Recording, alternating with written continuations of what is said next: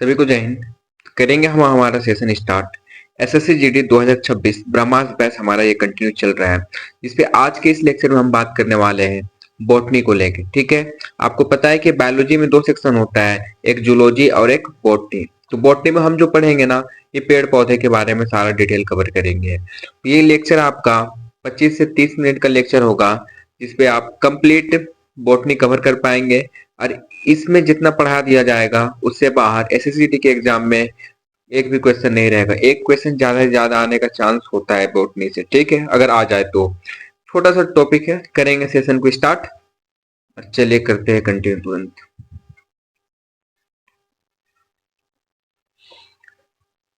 बात करना है बोटनी। तो बोटनी के जो फादर है ये थियोफ्रेटस है।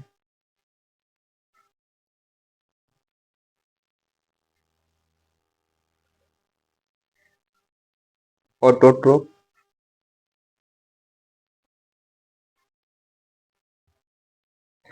और एक हेटेरोट्रोप। बॉटनी को क्लासिफाई करेंगे हम दो पार्ट में, एक ऑटोट्रोप और एक हेटेरोट्रोप।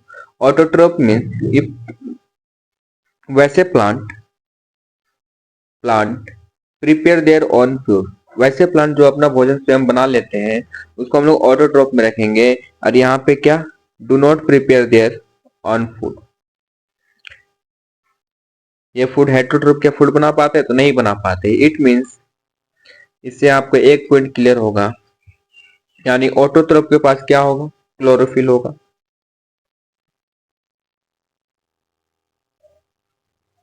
और ये फोटोसिंथेसिस करेगा।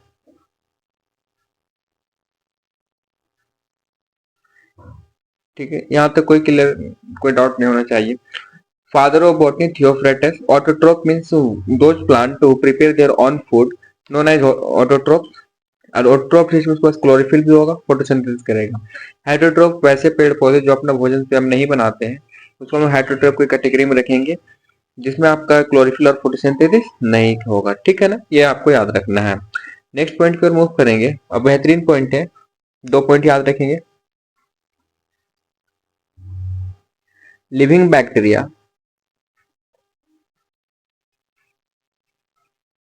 helps in nitrogen fixation.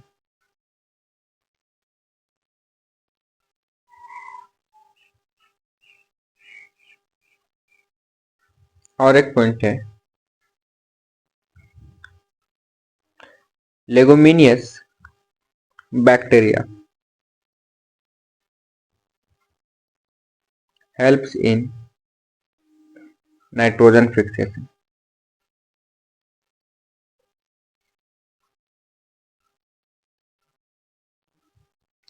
ये दो पॉइंट याद रखेंगे, दोनों का आंसर होगा।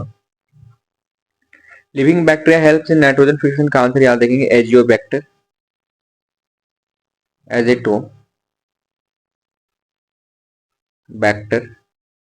लेगुमिनियस bacteria helps in nitrogen fixation का आंसर होगा राइबोजिन,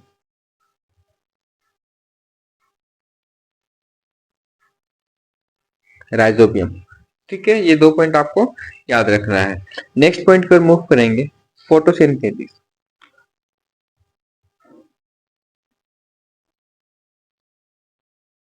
तो फोटोसिंथेसिस क्या है? ये प्रोसेस है जिससे पेड़ पौधे अपने लिए भोजन तैयार कर पाते हैं। तो जनरली इसमें होता है क्या, वो जानेंगे। तो कार्बन डाइऑक्साइड के साथ, कार्बन डाइऑक्साइड और वाटर के साथ में प्लांट रिएक्ट कराते हैं in the presence of sunlight and chlorophyll. आपका यहाँ पे बनेगा ग्लूकोज प्लस ऑक्सीजन आपका रिलीज हो जाता है। ठीक है, जिसको हम लोग इनहेल करते हैं। ये फोटोसिंथेसिस का रिएक्शन है जो आपको पता होना चाहिए कि रिएक्शन किसके बीच में होता है। तो कार्बन डाइऑक्साइड और पानी के बीच में रिएक्शन होता है, किसके प्रेजेंस में होगा, सनलाइट और क्लोरोफिल के प्रेजेंस में होगा। तो प्रोडक्ट क्या मिलेगा, ग्लूकोज मिलेगा, जिसको एनर्जी के रूप में प्लांट यूज करेगा। और ऑक्सीजन जो यहाँ पे बाय प्रोडक्ट बनेगा, ये रिलीज हो जाएगा एटमोस्फेयर में। ठीक है,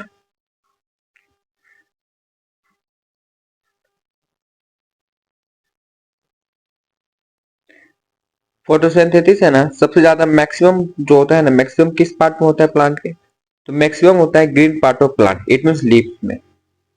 लीफ में फोटोसिंथेसिस का प्रोसेस हुआ है वो मैक्सिमम होगा। क्यों? क्योंकि लीफ में पाया जाता है क्लोरोप्लास्ट। क्लोरोप्लास्ट, और इसी क्लोरोप्लास्ट को हम लोग बोलते हैं kitchen of the cell.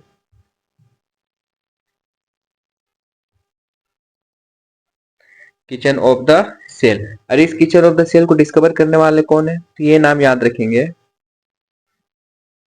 Hugo von mole. Hugo von मोल, ठीक है, ये नाम आपको याद रखना है, इंपॉर्टेंट है। नेक्स्ट अगर बात करें तो सेंट्रल मेटल ऑफ क्लोरोफिल याद रखेंगे, ठीक है। सेंट्रल मेटल ऑफ क्लोरोफिल, ये आपका क्या है? तो मैग्नीशियम। चलिए पॉइंट बाय पॉइंट हम लोग डिस्कस करेंगे, ठीक है, और इसी से हम लोग कर लेंगे हमारा चैप्टर बॉटनी को, तो धीरे धीरे करके समाप्त भी हो जाएगा। बस आप पॉइंट को क्लियर रखेंगे, जो पॉइंट हमें बतला देना वो पॉइंट आपको क्लियर होना चाहिए। Colour of plant is green, किसके वजह से होता है? जो पेड़ पौधे का रंग जो है वो आपको ग्रीन किसके वजह से दिखता है? तो रिफ्लेक्शन की वजह से। रिफ्लेक्शन की वजह से आपको प्लांट्स का कलर ग्रीन दिखाई पड़ता है, ठीक है। नेक्स्ट पॉइंट, क्लोरोप्लास्ट के पास ना खुद का डीएनए होगा। Chloroplast contain on DNA. Next point ये याद रखना है आपको, ठीक है। लाइट हिल रिएक्शन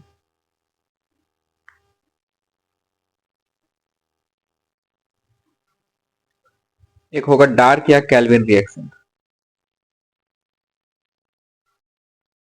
केल्विन रिएक्शन, ये लाइट हिल रिएक्शन आपका होता है ग्रेमियम में। इंपॉर्टेंट है, डायरेक्ट क्वेश्चन बना हुआ है। लाइट हिल रिएक्शन कहाँ पे प्लेस होता है? तो ग्रेमियम में। और डार्क या केल्विन रिएक्शन कहाँ पे होता है? तो स्ट्रोमा में। स्ट्रोमा में, ठीक है। नेक्स्ट और इंपॉर्टेंट पॉइंट होगा पिगमेंट रिस्पॉन्सिबल फॉर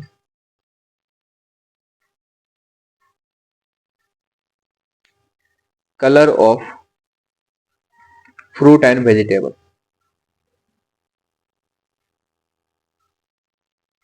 फल और सब्जी का जो रंग होता है ना वो किसके वजह से होता है? उसके लिए कौन सा पिगमेंट उत्तरदायी होगा? याद रखेंगे एंथियोसाइमिन। एंथियोसाइमिन, ठीक है, इंपॉर्टेंट है, आपको याद रखना है। अब नेक्स्ट हम बात करेंगे मैरिस्मेटिक टिश्यू क्या होता है, परमानेंट टिश्यू क्या होता है, इसके बारे में।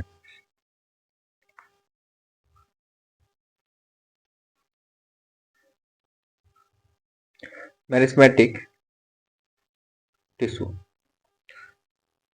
और एक होगा आपका परमानेंट टिश्यू।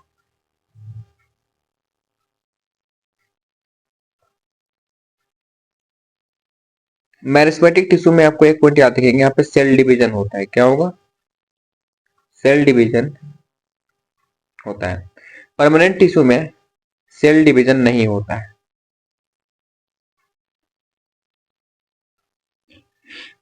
ठीक है।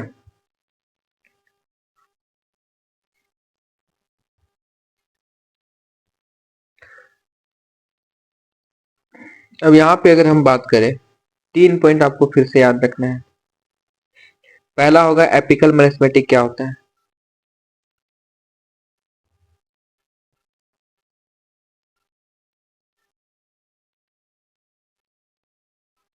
दूसरा intercalary meristematic, intercalary meristematic. Third one lateral meristematic, ठीक है। तो ये जो एपिकल मैरिस्मेटिक है ना ये रिस्पॉन्सिबल होगा, ये मदद करता है किसमें? Elongation of top and bottom.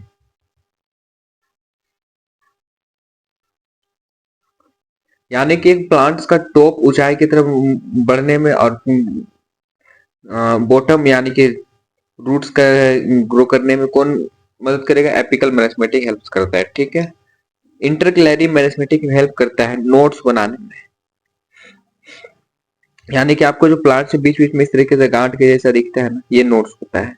ये बनाने में आपको मदद करता है कौन? इंटरक्लेरी मेरिस्टेम। लेटरल मेरिस्टेम आपका हेल्प करेगा डायमीटर इंक्रीज करने में, जिसको मोटाई बोलते हैं, ठीक है।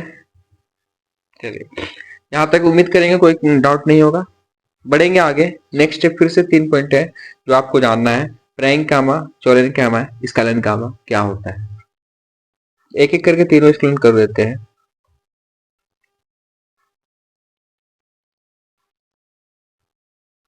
पैरेंकाइमा क्या होता है? तो पैरेंकाइमा सबसे पहले ये पाया कहाँ पे जाएगा? तो याद रखेंगे, फाउंड इन सॉफ्ट पार्ट, मुलायम जगहों पे ये पाया जाता है, ठीक है। इसके पास खुद का इंटरक्यूलर स्पेस होता है, इंटरसेलुलर स्पेस पाया जाएगा। सेल वॉल जो है ये बना होगा सेलुलोज का, ठीक है। नेक्स्ट होगा कोलेंकामा।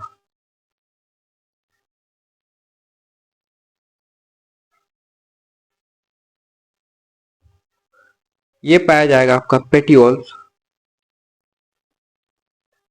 And young part of plant, यानी कि नवजात जो तने या फिर पत्ते के जिसमें आपको यह पाया जाएगा, ठीक है।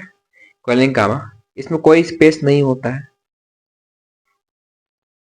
और जो सेल वॉल है ये बना होगा सेलुलोज का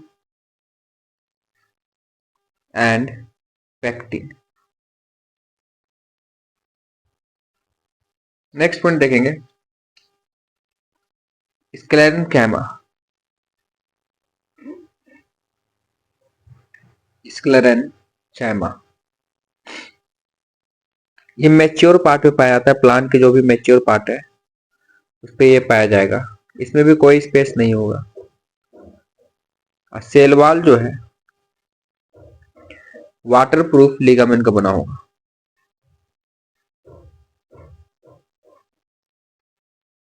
लिग्निन का बना होता है, ठीक है। यहां तक कोई डाउट नहीं होगा। अगर डाउट नहीं है तो हम बढ़ते हैं जाइलम के बारे में और फोइलम के बारे में, जो आपको याद रखना है।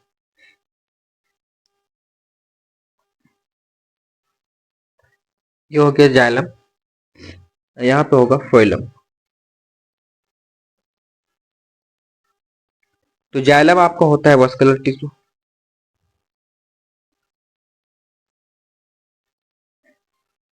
ट्रांसपोर्ट करेगा water and minerals, water and minerals in upward direction, इन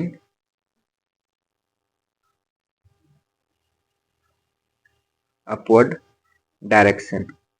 कौन से इफेक्ट से? तो कैपिलरी इफेक्ट से,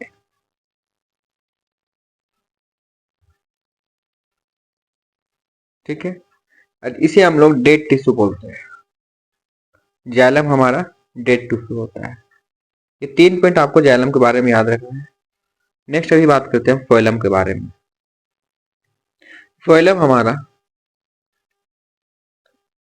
ये भी हमारा वस्कुलर टिश्यू होगा।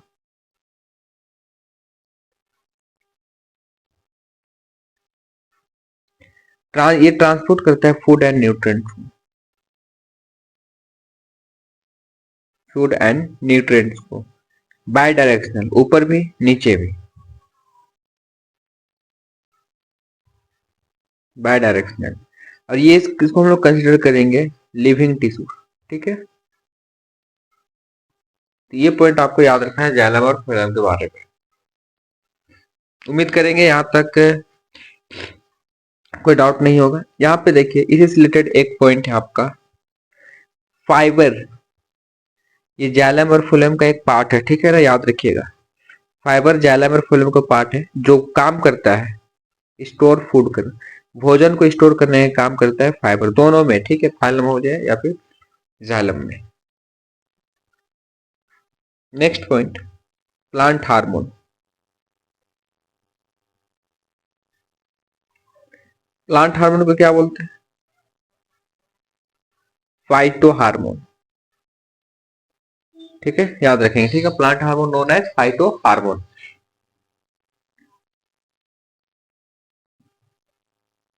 Next point, without seeding plantation. Without seeding plantation known as parthenocarpy. Parthenocarpy. ठीक है, याद रखेंगे। ठीक है ना, पार्थिनोक्रैपी।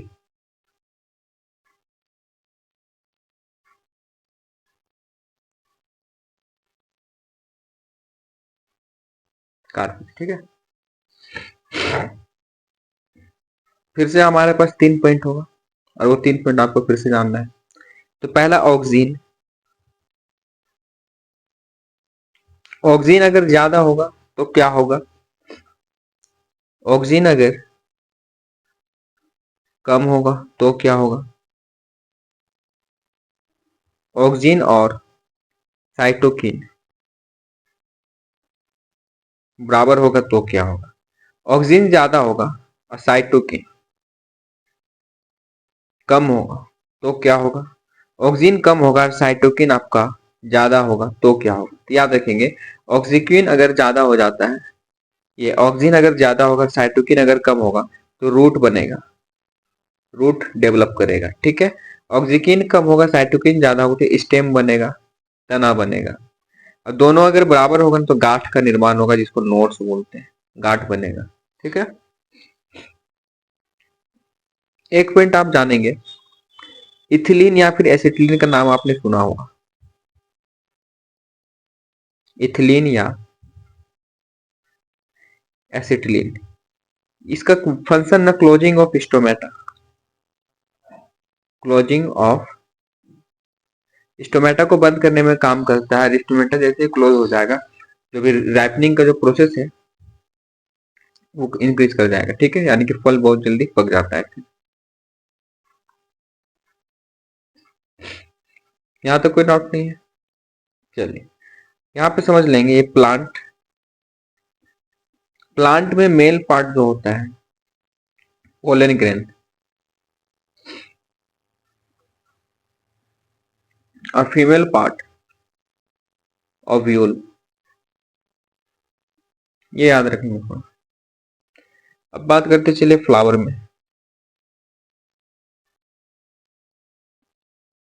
सबसे पहले बात कर लेते हैं मेल पार्ट में। Male part स्टेमन। ठीक है, मेल पार्ट स्टेमन। स्टेमन में जनरली हम बात करेंगे फर्स्ट एंथर। एंथर जो है आपका मेल सेक्सुअल ऑर्गन, जो प्रोड्यूस करता है क्या? Pollen grain.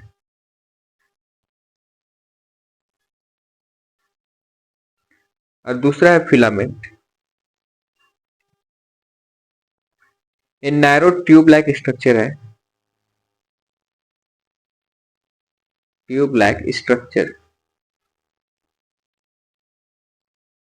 Where anther present, जहां पे एंथर क्या होता है? प्रेजेंट होता है। ठीक है, एंथर प्रेजेंट होता है। ये 2 पॉइंट याद रखें, स्टेमिन कंट्रोल दोनों आता है। नेक्स्ट, फीमेल पार्ट में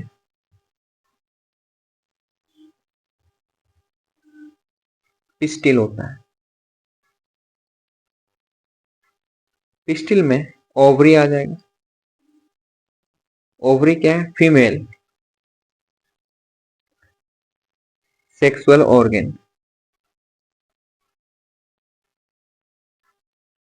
जो प्रोड्यूस करता है ओव्यूल, प्रोड्यूस ओव्यूल। ठीक है, एक पॉइंट और होता है इसमें, स्टाइल। ये नैरो ट्यूब लाइक स्ट्रक्चर है,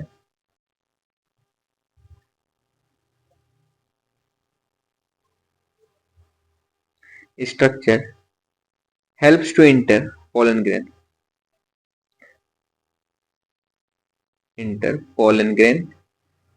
जो मेल बनाता है, ठीक है ना, मेल के एंथर बनता है, उस पोलन ग्रेन को एंटर करने में कौन मदद करेगा? स्टाइल ही मदद करेगा, ठीक है।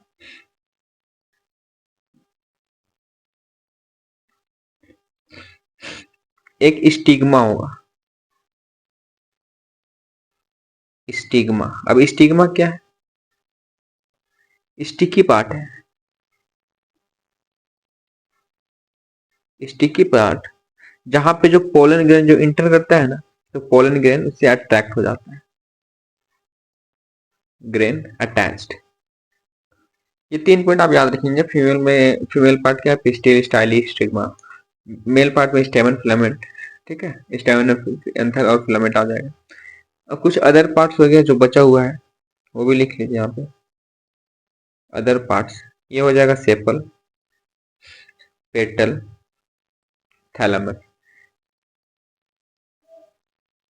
डायरेक्ट क्वेश्चन बना था आपका कि प्लांट्स का वैसा कौन सा पार्ट है जो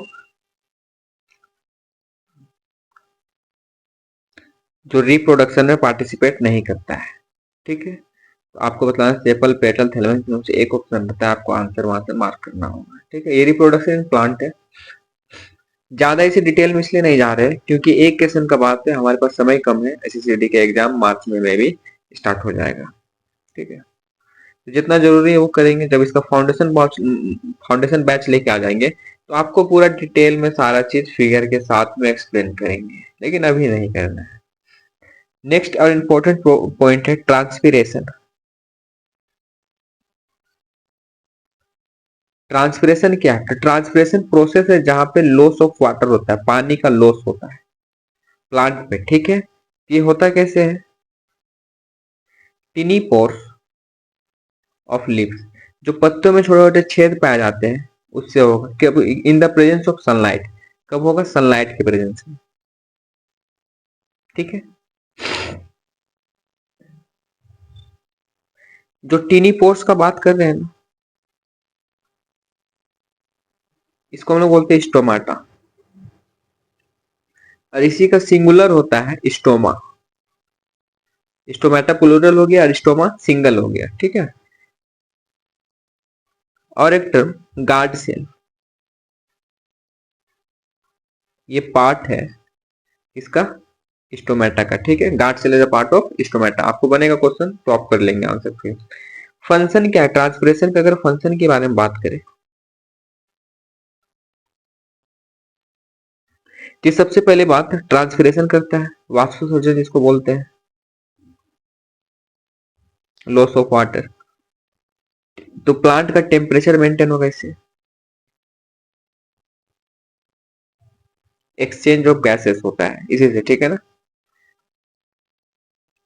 एक्सचेंज ऑफ गैसेस, गैसों का आदान प्रदान। तो जनरली जो ट्रांसपिरेशन है ना, ये जनरली स्टोमेटा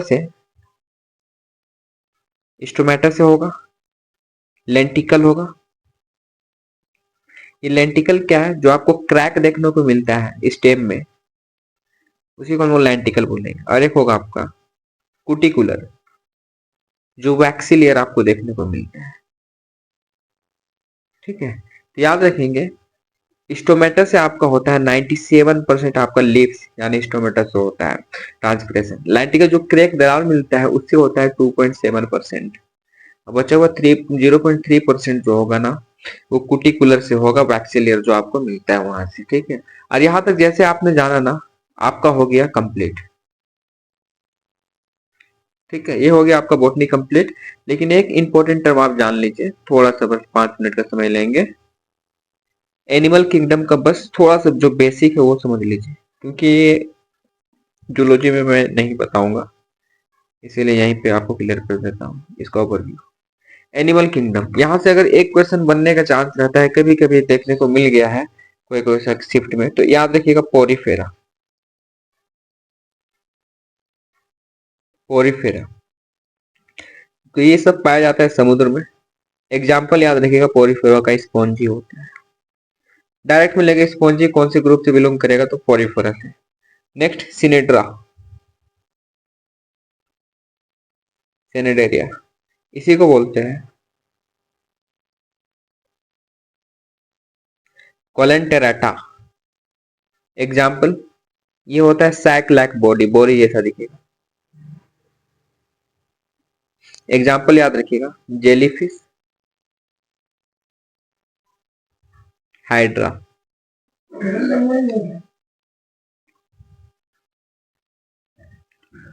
नेक्स्ट पॉइंट,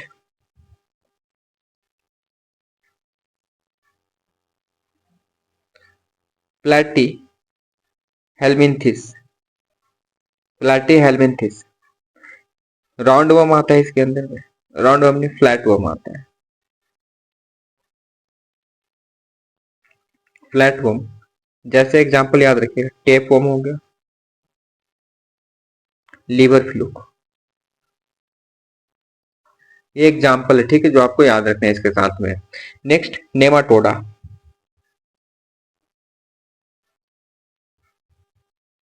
इसमें आ जाएगा आपका राउंड वर्म। एग्जांपल याद रखिएगा, एस्कैरिज। नेक्स्ट है एनिलिडा। एनिलिडा में आएगा अर्थवर्म,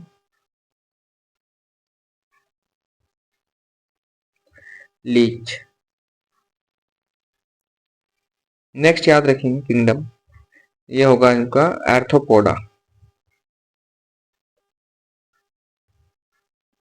आर्थ्रोपोडा में आएगा जिसका जॉइंटेड लेग होता है, जॉइंटेड लेग, ये हिंट है आपका।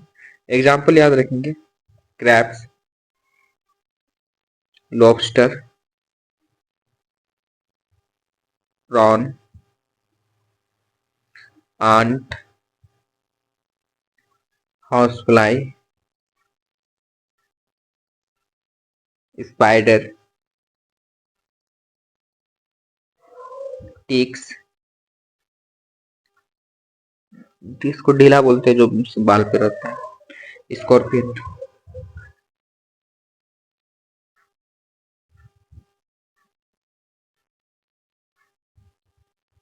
ठीक है, आर्थ्रोपोडा के कुछ एग्जाम्पल है। लास्ट दो बचा हुआ है, वो भी देख लीजिए। एक होगा मोलस्का।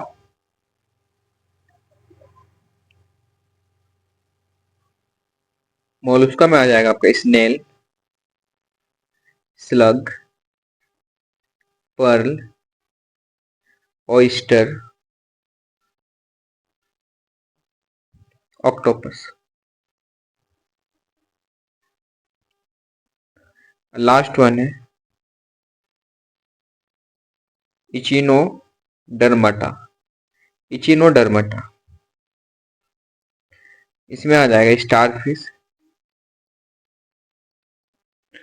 और सी अर्चिन।